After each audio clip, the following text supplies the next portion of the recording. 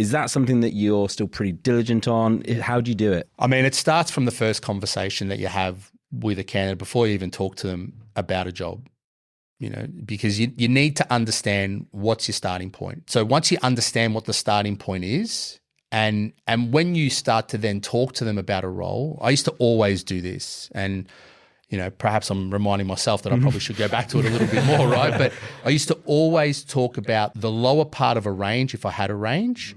And sometimes if I felt like this person, there was something about this person that made me think they weren't being completely transparent around the salary piece, I'd actually undersell it further. So it wouldn't be unusual that I might say a role's would pay up to 140 and they've told me that their salary expectations are 130. I'd say, well, the role's paying 120, the end. Silence, right?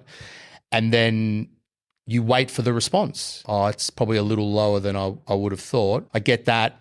These are the other things that it's going to offer you. It might not necessarily be there financially, but it's going to give you X, Y, and Z in your career, which you also said was important. Would you be open-minded to having a discussion on the basis that this is where the starting point is at 120?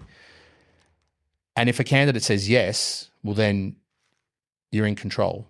If a candidate says no, I'm not interested unless it's at least the same of what I'm currently on, which is 130, well, then you know where your starting point is. And then you've got some balance. And then you then talk about, okay, well, then how do you manage that at the other end, which we can get to. But I think it starts there, and then it is a reinforcement every single time you talk to the person.